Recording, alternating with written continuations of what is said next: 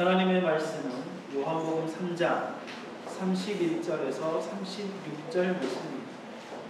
요한복음 3장 31절에서 36절 말씀.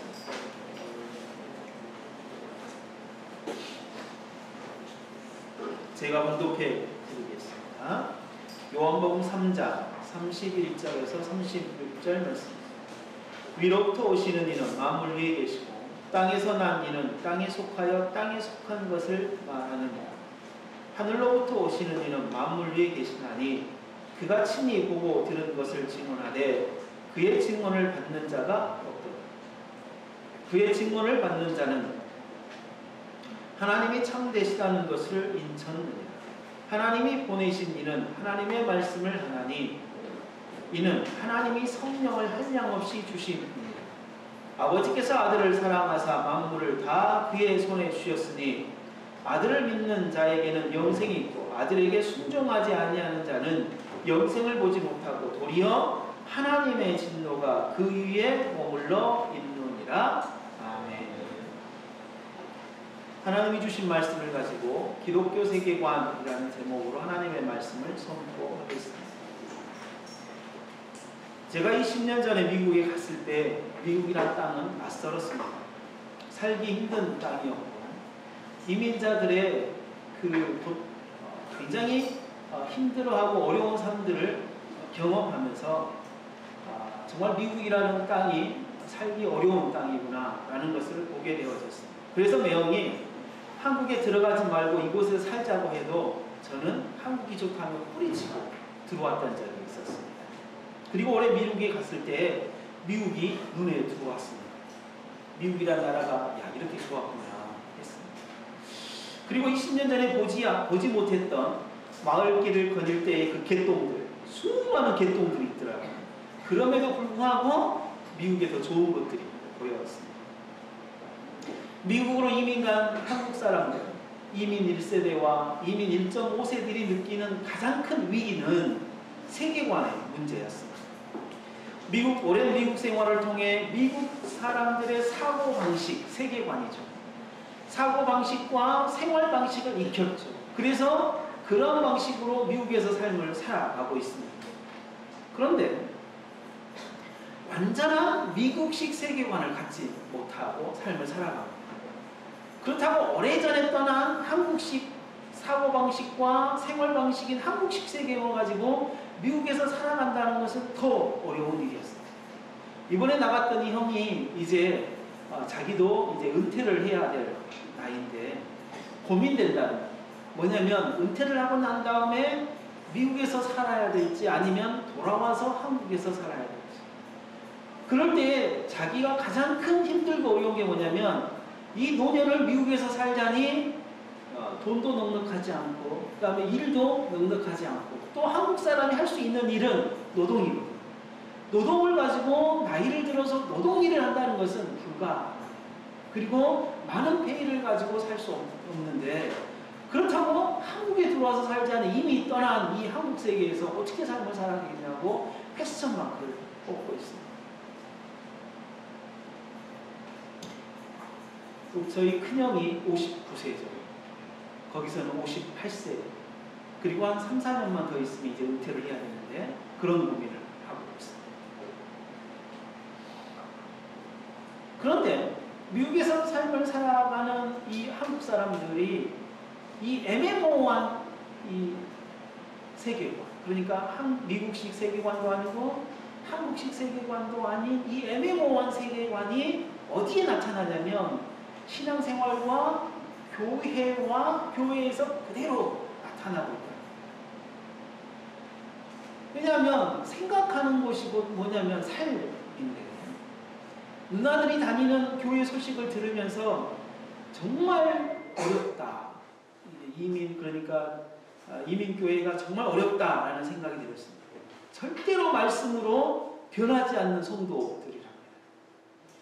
자신의 성이 차지 않거나 자신의 뜻이 한 번만 관철되지 않으면 교회에서 좀 이렇게 분란이 심하게 일어나고 교회 건물을 아주 멋지게 새로 지었답니다. 근데 거기에 맞게 이제 교제를 하려고 식당도 카페처럼 그 카페와 식당을 겸해서 아주 넓게 지었지만 한 달 식당을 운영하고 그 다음부터는 빵과 우유로 점심을 주일날 대체한다. 지금까지 한 번도 식사를 해먹지 못하고 제대로 해먹지 못했다고 합니다. 그러고 보면서 미국이라는 나라는 참 좋고 구경하기 좋은데 여기에서는 못 살겠구나. 특히나 목회를 하려면 더 못하겠구나. 저 같은 사람은 그랬습니다. 오늘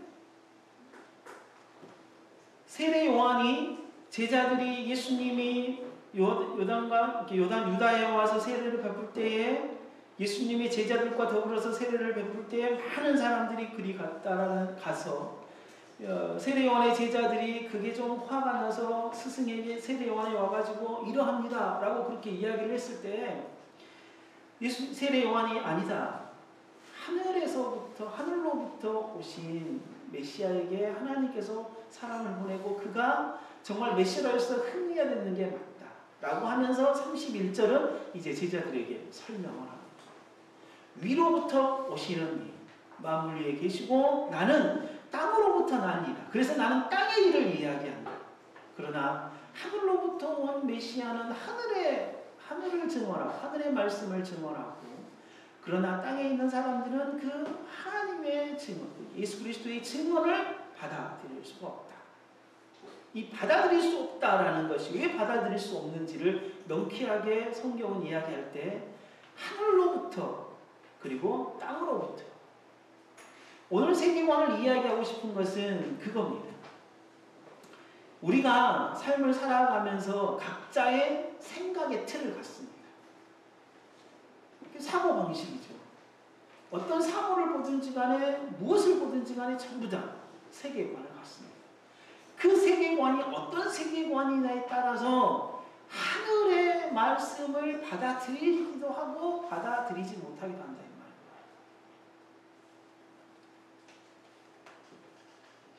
하늘로부터 오시는 이의 말씀을 받아들이고 받아들이지 못하는 문제는 곧 세계관의 문제다라는 것입니다. 세계관의 문제다. 세계관이란 사고체계입니다. 사고체계라는 것은 내가 가지고 있는 생각의 틀입니다. 인식의 방식이죠. 내가 무엇을 사물을 볼 때에 어떤 생각을 하는 거예요. 가장 흔한 정치 보면 여당이 있고 야당이 있습니다. 그리고 진보가 있습니다. 어떠한 이 사회 프레임을 어떤 구조로 가져 있냐, 보수적인 어떤 프레임을 가지고 있냐, 틀을 가지고 있냐, 진보적 틀을 가지고 있냐, 아니면 개혁적 틀을 가지고 있냐에 따라서 어떤 사건이든지 간에 동일한 사건을 이 세 파트가 각자 따로 보게 되어지고 그리고 해결점도 따로 제시하게 되었습니다. 세계관은 사고의 틀, 사고의 방식, 사고방식, 사고체계 그러면서 곧 뭐냐면 그 사람의 삶입니다. 그 사람의 삶. 그렇게 그대로 나오기 때문이죠.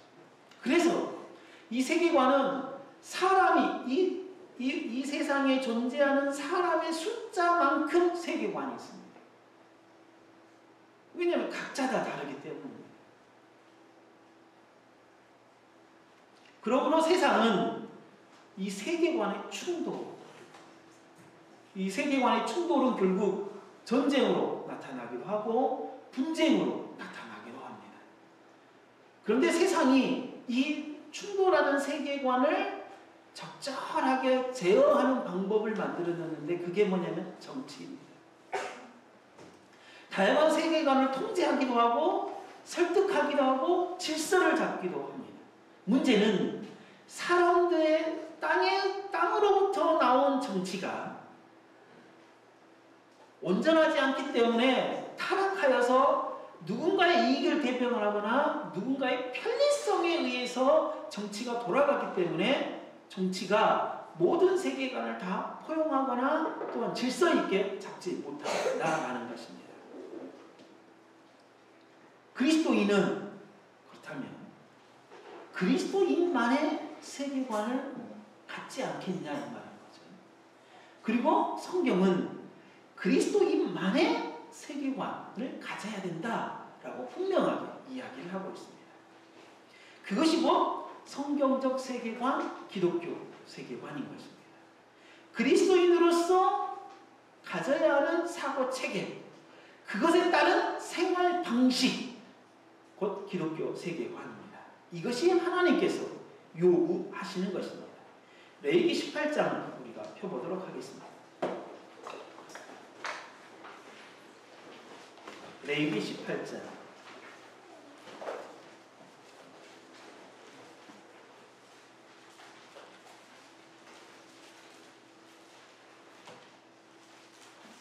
레위기 18장은 여러분들이 잘 아시는 바대로 이스라엘 백성들을 애굽에서 끄집어 오시고 난 다음에 시내산에서 1년 동안 거하면서 하나님께서 율법을 제정하신 겁니다. 하나님의 나라의 법에 대하여 제정하신 겁니다. 그 제정하시는 것에 이스라엘 백성들에게 요구하시는 것, 너희들이 이것으로 살 수 있다라고 요구하시는 장면이 레위기 18장입니다. 1절부터 보겠습니다. 여호와께서 모세에게 말씀하여 이르시되 너는 이스라엘 자손에게 말하여 이르라. 나는 여호와 너희의 하나님이니라. 너희는 너희가 거주하던 애굽 땅의 풍속을 따르지 말며 내가 너희에게 인도할 가나안 땅의 풍속과 규례도 행하지 말고. 그렇죠. 이스라엘 백성들이 지금 어디에 있냐면 애굽과 그 다음에 가나안의 거의 중앙 정도에 있는 시내산에 있습니다. 시내산에서 이제 애굽에서 나왔고 가나안 땅으로 들어가야 되는데 하나님께서 너희들이 애굽에서 나온 애굽의 풍속을 따르지 말고 앞으로 들어갈 가나안 땅의 풍속과 규례도 따르지 말고 라고 이야기합니다. 너희는 4절에 내 법도를 따르며 내 규례를 지켜 그대로 행하라. 나는 너희 하나님 여호와니라. 너희는 내 규례와 법도를 지키라. 사람이 이를 행하면 그로 말미암아 살리라. 나는 여호와니라. 하나님께서 요구하시는, 이스라엘 백성들에게 요구하시는 삶의 방식이 뭐냐면 애굽에서 삶을 살았던 삶의 방식이 아닙니다.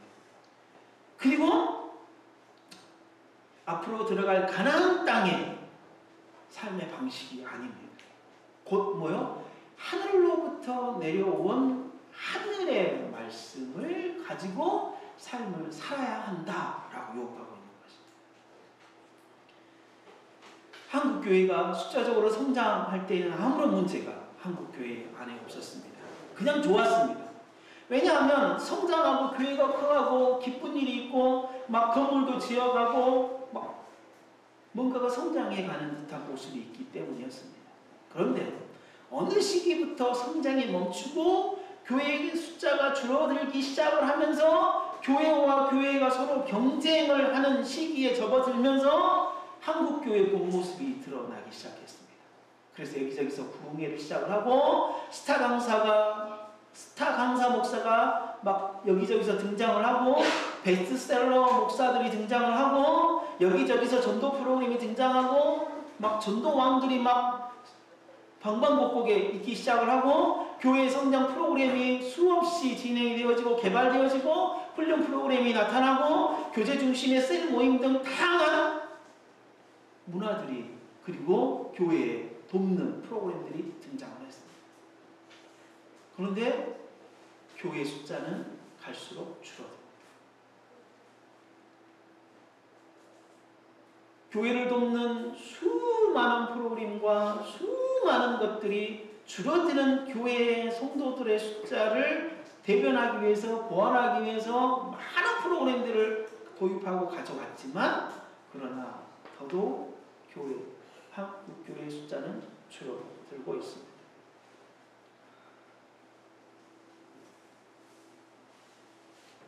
그리고 교회는 세상에서 빛과 소금의 역할을 전혀 하지 못하고 있습니다. 저는 한국교회 현실의 문제의 가장 큰 원인을 이 하나님께서 레위기 18장에서 말씀하셨던 이 하나님의 법도와 규례를 따르지 않는 세계관의 문제가 있다라고 저는 보고자 합니다. 한국교회는 이미 애굽의 풍속, 가나안 땅의 풍속과 규례를 다 가지고 들어왔습니다. 이 세상의 문화와 이 세상의 법도와 이 세상의 규례와 이 세상의 풍속을 다 교회 안에 갖고 들어왔습니다. 그러므로 교회는 교회로서의 모습을 잃어버리고 만 것입니다. 오후에 공부하는 하나님의 나라와 기독교 세계관, 10월부터는 기독교 세계관을 본격적으로 다룰 것입니다. 듣고 좀 정립하시기 바랍니다.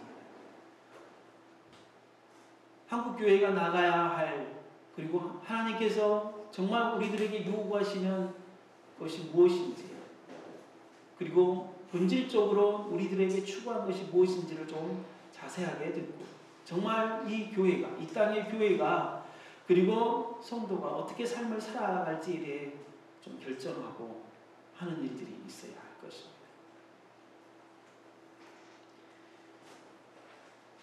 기독교 세계관, 성경적 세계관으로 할 수 있는 일은 무엇인가? 그거는 무엇보다도 땅에서 난 것으로는 하늘로부터 온 것을 이해할 수가 없습니다. 요한복음 3장 32절을 보면 그가 친히 보고 들은 것을 증언하되 그의 증언을 받는 자가 없도다 라고 이야기합니다. 그의 증언을 받는 자가 없도다. 한 사람도 받는 자가 없었다 이런 말이 아닙니다. 비교적 아주 많이 받아들이지 않았다. 그러니까 받아들이는 사람이 거의 희박했다라는 말입니다. 왜냐하면 그 다음 절에 그의 증언을 받는 자는 이라는 표현이 있기 때문에 그렇습니다. 그러니까 하나님의 말씀을 아주 적게 받았다라는 것입니다. 앞으로 볼 요한복음 6장을 우리가 한번 가서 보도록 하겠습니다. 요한복음 6장을 한번 펴보시죠.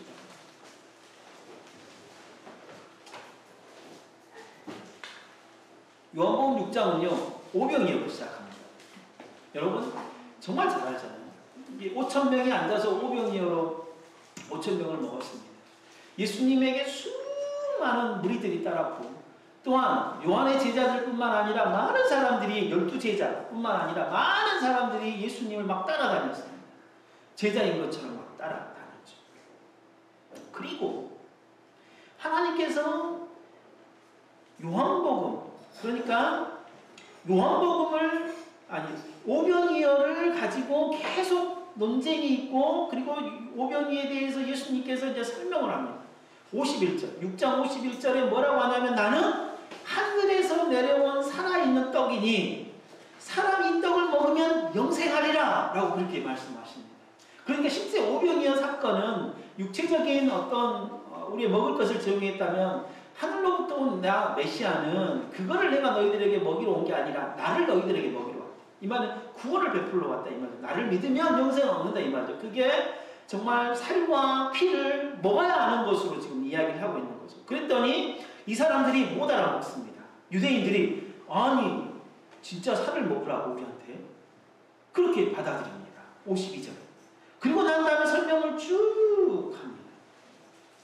그랬더니요 60절에 뭐라고 이야기하냐면 제자 중 12제자가 아닙니다. 제자 중 여럿이 듣고 말하되 이 말씀은 어렵도다. 누가 들을 수 있느냐? 이렇게 이야기하죠. 야, 이렇게 예수님의 가르침에 제자들 중에 많은 사람이 야, 이거 어렵다. 누가 이런 말씀을 듣고 이해할 수 있겠냐? 그죠? 하늘의 말씀을 받아들일 수가 없는 거예요. 그리고 66절에 이렇게 이야기합니다. 또 설명을 예수님께서 하니까 66절에 그때부터 그렇게 말씀하셨다니 그의 제자 중에서 많은 사람이 떠나가고 다시 그와 함께 다니지 않아요. 예수님의 가르침에 기적을 행하셨을 때 기적으로 자기가 은혜를 입고 또 병을 얻고 오병이어를 행했을 때 예수님께서 행하시는 그 오병이어 기적을 통하여 먹고 너무 좋았습니다. 근데 예수 그리스도가 가르치시는 말씀을 알아볼 수 없었어요. 그리고 알아들을 수 없으니까 이제 뭐야? 떠나.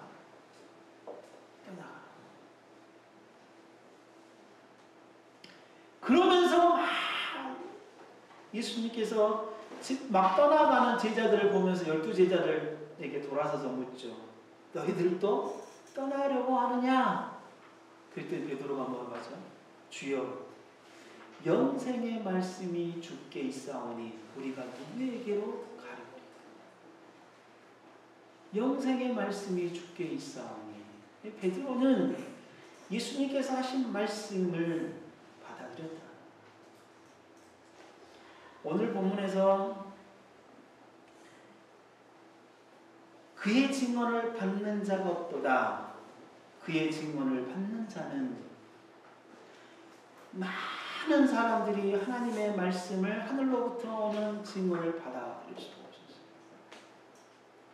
그러나 정말 그 중에는 구원받은 자, 하늘의 음성을 듣고 받아들일 자가 있다. 이 땅에 교회를 다니고 하나님을 믿고 열심히 이 한국교회 많은 성도들 가운데 예수님이 가르치신 이 말씀을 듣고 너무 어렵다. 누가 이 말을 듣고 이해할 수 있겠냐 라고 하면서 떠나갈 사람이 몇 명이나 있을까요? 아니면 베드로처럼 주여 영생의 말씀이 주께 있사오니 내가 누구에게로 가리우리까? 라고 하면서 떠나가지 않을 사람이 몇 사람이 있을까요?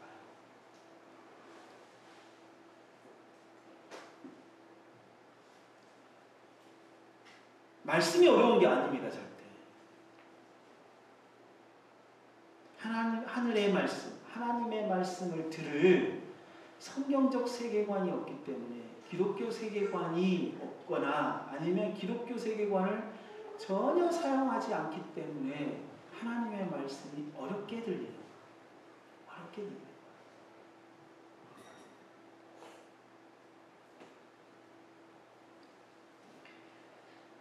그러므로 하늘의 증언을 받을 수 있다는 말은 기독교 세계관을 사용하고 있고 그러면서 기독교 영역에 들어와 있다는 말이에요.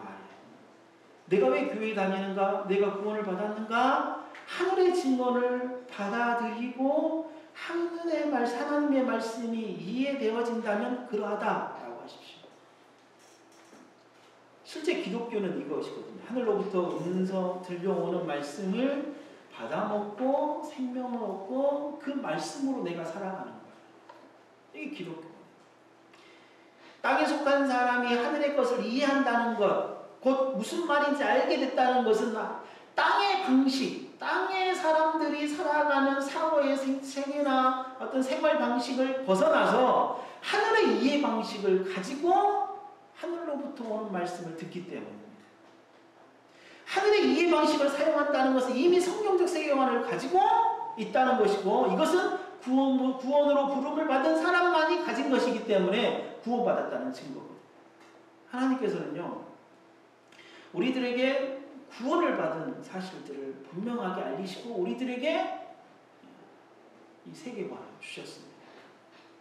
실제 주셨습니다. 그리고 이 세계관을 이제 사용하죠. 하늘의 증언을 받아들이는 거죠. 하늘의 증언을 받아들인다는 것은 하나님께서 하시는 일을, 하나님께서 하시는 말씀을 이해하고 받아들인다는 거예요. 그리고 하나님이 일하시는 것을 그렇구나, 일하시구나 라고 이해하는 거예요. 제가 정말 못하는 분야가 예술 분야예요. 예술, 음악, 미술. 이걸 하신 분들을 보면 참 대단하기도 하고 부럽기도 하고 막 이렇게 때려 죽이고 싶기도 하고. 왜냐하면 제가 못하는 걸 너무나 잘하는 거예요. 이게 미술 제가 정말 멋있다 하고 막 뭔가를 그려보려면 이건 어떻게 그려야 할지도 모르고 막 이게 안 돼요. 이게 초등학교 때부터 고등학교 3학년 미술 시간 내내, 음악 시간 내내 미 이상을 내가 알아본 적이 없거든요. 이해가 안 돼요, 지금. 그냥 뭔가를 표현하고 싶은데 표현이 안 돼요. 수요일 아침은 영산강을 건너 제가 사진 하나 올렸죠. 너무나 화창해가지고요. 오출산을 딱 보는데 영산강에서 보는데 이 오출산이 자꾸 뒤에 보이는 거예요. 근데 신기한 거죠. 그 전에도 봤는데요. 이게 오전이었으니까 해가 그 오출산 저쪽에서 떴을 거 아니에요. 오출산이 그늘적에 보였을 거예요. 그런데 제일 앞에 있는 산은 제일 시커멓고 그 다음에는 좀 더 연하고 그 다음에 좀 더 오출산이 제일 연해서 오출산 아주 뚜렷하게 잘 보이는 거예요. 이거 정말 멋있다. 근데 이게 뭐지? 이 미술에서 막 뭔가를 가르치는 생각했는데 이게 뭐랄까 하고 인터넷에서 막 찾아봤더니 색채 원근감이라고 하대요. 아, 이런 거구나. 근데 이게 표현할 수가 없잖아요. 그런데 뭐냐면 그 순간 내가 이거를 표현할 수도 없고 그냥 감탄할 수 있는데 무엇을 제 안에 읽었냐면 하나님께서 이 자연 만물을 만드시고 자연 만물 속에 어떤 존재함을 드러내는 방식이 이런 방식이구나. 태양이라는 방식을 써서 하나님이 만드신 피조물들을 하나씩 하나씩 표현하는 방식. 근데 그것을 볼 수 있는 눈을 우리에게 주시고 그 눈을 통하여서 볼 때 하나님이 만드신 세상이구나 라는 사실을 읽게 하셨다라는 사실을 제가 이렇게 그때 또 한번 되새기면서 하나님께서 지금도 일하시는 거구나. 그러면서 옆에 바다, 그러니까 목포 바다를 보면서 저 바다가 잠잠해 있는 것은 결국 하나님이 지금 잠잠케 하시는 일을 하고 있기 때문이 아니겠느냐. 라고 하면서 이제 자연 만물을 보면서 하나님의 일하심과 하나님에 대하여 읽기 시작합니다. 하늘의 직문을 받아들인다는 것은 이렇게 선포되어지는 말씀, 성경을 통하여 읽혀지는 말씀이 이해되어지고 받아들여질 뿐만 아니라 우리가 세상의 삶을 살아가면서 하나님께서 일하시는 것을 읽는 거예요. 이게 뭐냐면 하나님께서 구원으로 부르신 사람에게 주신 특권이거든요. 하나님을 믿지 않는 사람들은 하나님의 일하심이 안 보여요. 하나님의 일하심을 읽을 수가 없어요. 하나님의 일하심을 읽기 때문에 뭐냐? 하나님이 우리들에게 주신 은혜에 감격하여. 그렇지 않겠어요?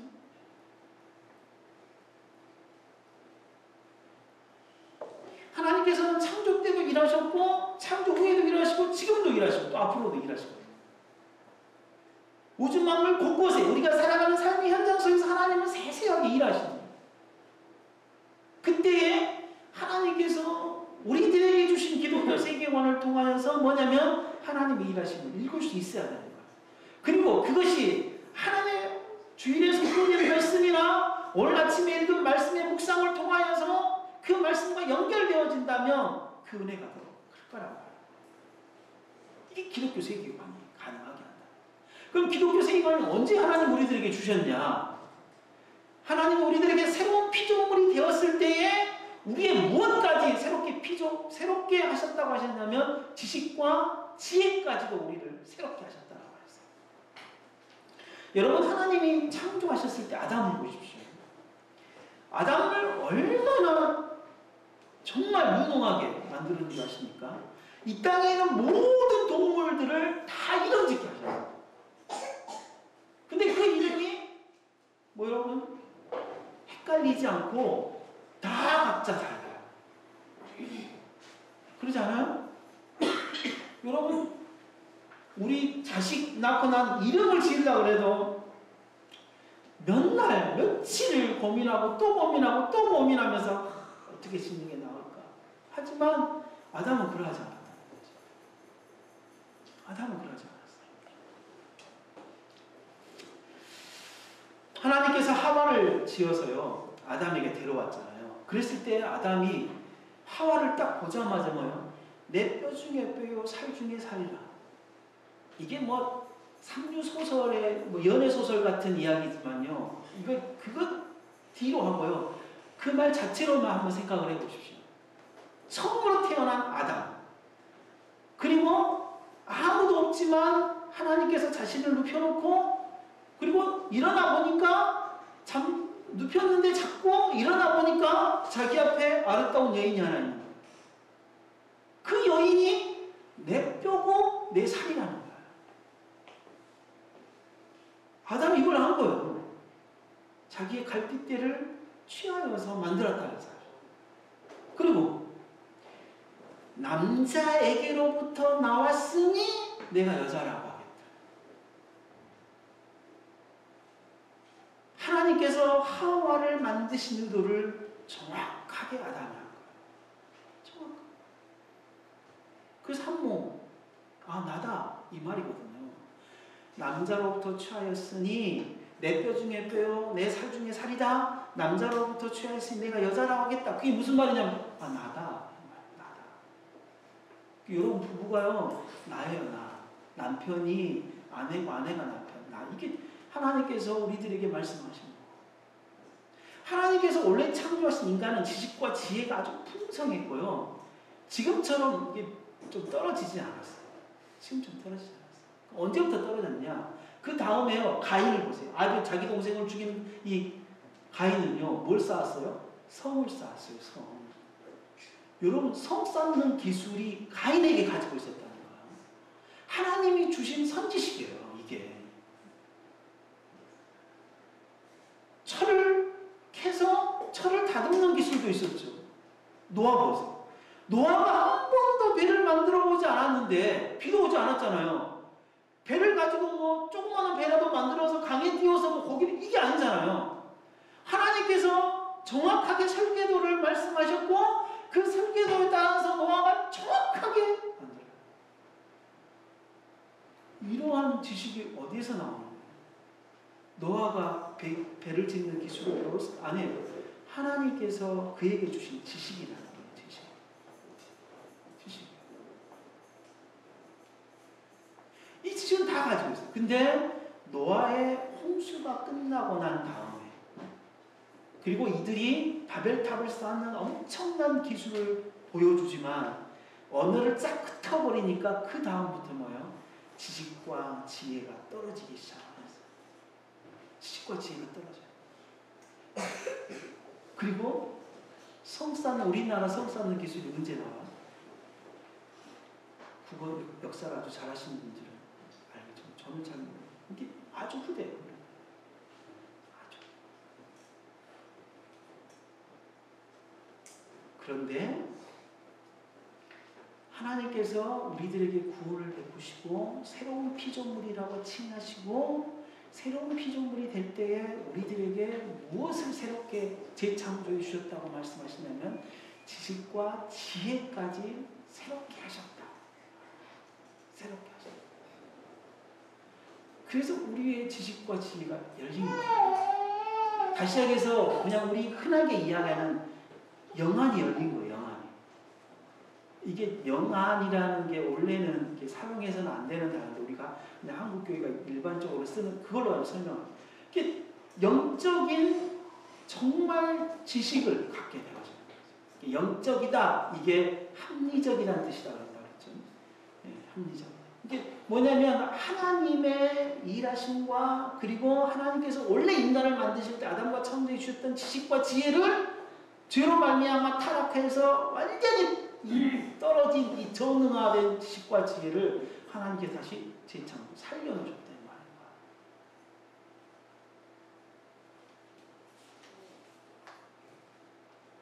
그래서 그거를 가지고 뭐 해야 돼요?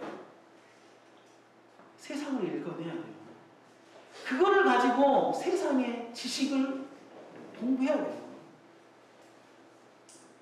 이걸 안 사용하지 않으면 이게 전혀 그 상태가 되어져요. 그래서 하나님의 뭐 기독교 세계관, 성경적 세계관, 이게 교회를 오랫동안 다닌다고 해가지고 이게 막 성숙하거나 더 막 그게 아니에요.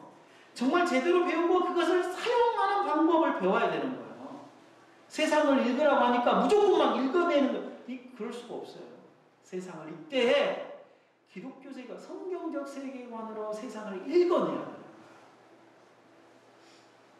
공부를 할 때 우리 자녀들이 그냥 무작정 공부하지 말고요. 하나님께서 주신 이 새롭게 해주신 지식과 지혜를 가지고 공부해야 되는 거예요. 그게 뭔지에 대하여 좀 깨닫고 좀 그거를 하나님께 붙들고 기도하면서 공부를 해야 되는 것이지 무엇 가지고 본 거야?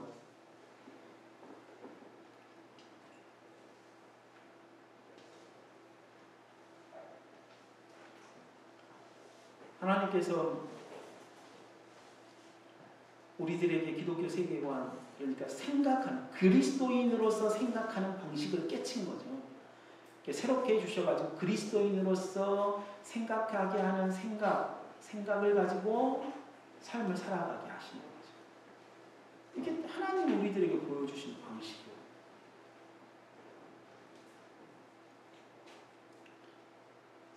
그래서 우리 자녀들에게 기독교 세계관으로 키우는 것이 정말 중요하고요. 이 기독교 세계관을 깨쳐서 우리 자녀들이 이 세상을 살아가게 하는 것이 정말 그렇게 중요하다. 그래야 하늘의 말씀을 받아들이는 사람이 될 뿐만 아니라 하나님의 일하심을 읽을 수 있는 능력이 생기고, 또 하나님께서 이 세상에 펼쳐놓으신 지식을 활용할 수 있는 능력이 생깁니다. 이 세계관은 하나님께서 주신 게 맞아요. 그러나 이 세계관이 자라나고 성숙해져 가야 하는데, 어린아이와 같은 세계, 그러니까 하나님께서 주신 세계관으로는요, 무엇만 할 수 있냐면, 아, 하나님이 살아계시구나, 하나님이 나에게 구원을 주셨구나, 하나님이 나에게 구원을 주시기 위해 예수 그리스도를 보내셨구나, 그거를 내가 믿고 구원을 받게 하셨구나, 여기까지만 알다. 그래서 왜냐하면요, 이 세계관을 깨우쳐서 하나님을 알자고. 그래서 하나님을 알게 하고, 아, 하나님 믿습니다 라고 하는 거예요. 이게 끝나는 게 아니에요. 왜냐하면 우리들은 여전히 뭐를 가지고 있어요? 세상에서 삶을 살아왔던 삶의 방식을 가지고 있는 거예요. 그 세상에서 이미 가지고 있는 사고의 체계를 가지고 있는 거죠. 하나님께 주신 기독교 세계관으로 하나님을 알았지만 우리의 삶의 패턴은 여전히 뭐예요? 애국에서 삶을 살았던 풍속, 이 규례를 가지고 이 삶을 살아가고 있는 거예요. 하나님을 믿지 않았던 생활의 방식을 가지고 여전히 삶을 살아가고 있다. 그러니까 하나님의 말씀을 받아들이기는 하되 깊게 받아들이지 못하고 넓게 받아들이지 못하고 온전하게 받아들이지 못하고, 편협하게 받아들이고 파편적으로 받아들이고 애곡해서 받아들이고 자기 나름대로 받아들여서 자기 나름대로 뭔가를 드러내게 됩니다.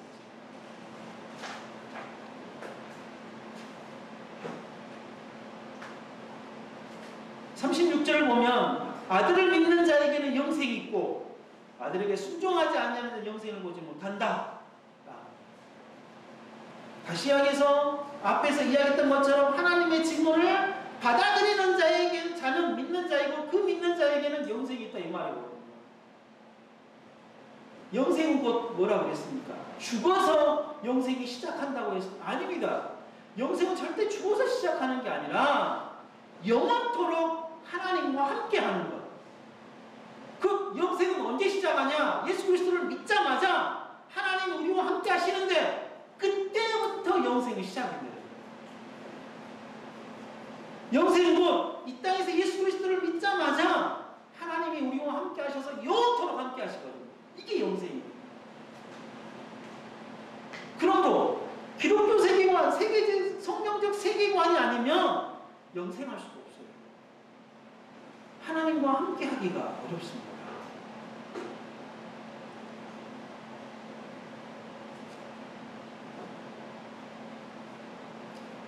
하나님의 말씀에 순종한다는 것 아주 중요합니다. 그걸 우리는 하나님과 동행한다는 거죠. 하나님의 말씀에 순종하는 것, 그게 곧 영생, 하나님과 함께하는 것. 하나님의 말씀을 따르는 것, 순종. 그러나 거기에는 절대 세상의 법칙을 따르는 것이 아니라는 거예요. 그러니까 순종은 하나님의 말씀의 법칙을 따르는 거지, 하나님께서 말씀하신 법도와 규례와 윤리를 따르는 것이지 세상의 윤례와 세상의 법도와 세상의 규칙을 따르는 게 절대 아니다, 이 말입니다. 그래서 그것을 영생이라고 하는 거예요. 영생. 이스라엘 사람들을 한번 보십시오. 이스라엘 사람들이 레위기 시내산에서 분명하게 뭐냐면 애굽의 규례를 따르지 말아라. 가나안 땅으로 들어가도 절대 따르지 말아라. 라고 분명하게 이야기를 했고 그러겠다고 분명하게 했죠. 그리고 난 다음에 애굽의 시내산에서 나와서 이제 가나안 땅으로 가는 길에 이 사람들이 정말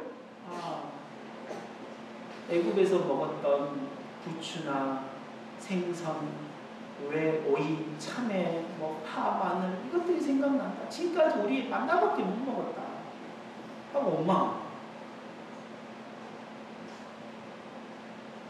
하나님께서 이스라엘 사람들을 책망하시고 메추라기를 정말 입에 메추라기 고기가 끼었던 것을 빼기 전에 또 먹게 만드는 방식으로 그렇게 많이 줘버리잖아요.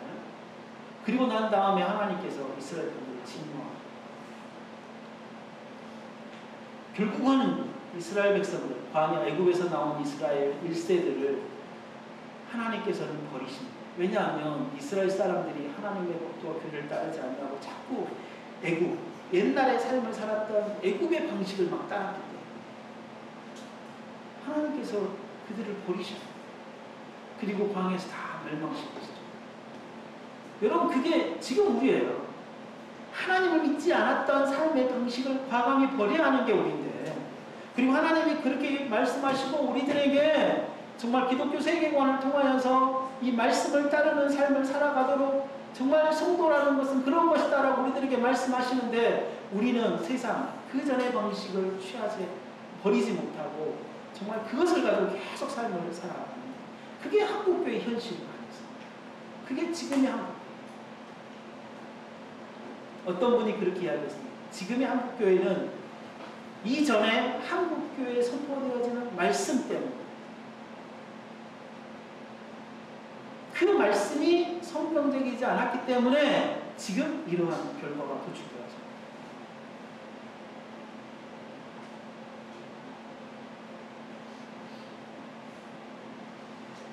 우리가 예수님을 믿고 이 땅에 살아가면서 영생하는 유일한 방법은 하나님께서 우리들에게 깨우쳐 주신 지식과 지혜, 이 성경적 세계관으로 삶을 살아가는 것밖에 없습니다.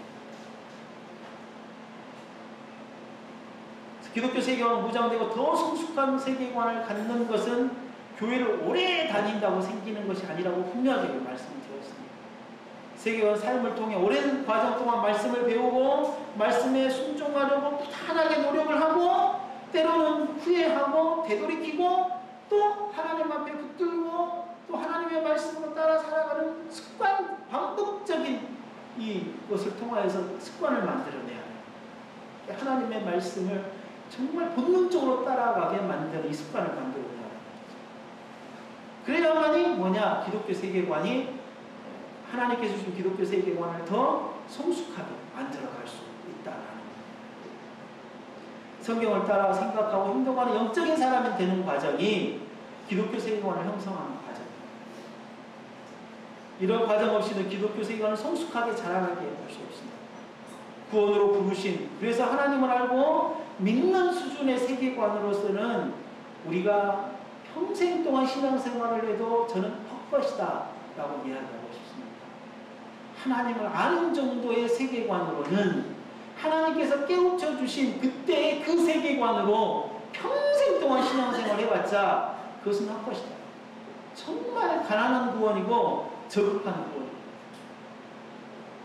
그 세계관으로 정말 더욱더 성숙한 수준으로 자라가는 것이 중요하다 하는 것입니다. 당신은 어떤 세계관을 가지고 있습니까? 그 세계관을 따라 성숙한 기독교 세계관으로 형성해 가고 있습니다. 구원을 받아 하나님을 아는 세계관은 가졌지만 여전히 그 세계관에 머물러 자라지 못하는 세계관을 가지고 있습니다. 구원을 받기 전 사용했던 땅의 세계관과 땅의 방식을 구원을 받고 하나님을 알면서도 여전히 사용하고 있습니다. 어떤 때는 기독교 세계관으로, 어떤 때는 세상 세계관으로 사는 이원론적 세계관을 가지고 있습니다. 자신이 가진 세계관이 여전히 예전에 가진 세계관과 새롭게 받은 기독교 세계관과 혼합되어져서 이것이 기독교 세계관인지 저것이 기독교 세계관인지 모를 정도로 혼합된 세계관을 가지고 있습니다.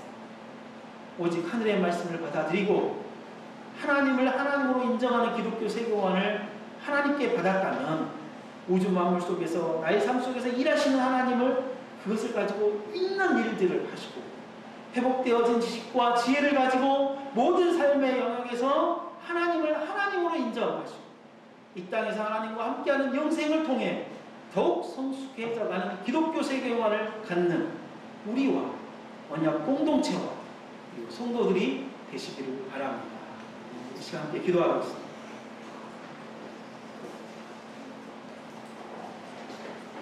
우리는 어떤 세계관을 가졌는지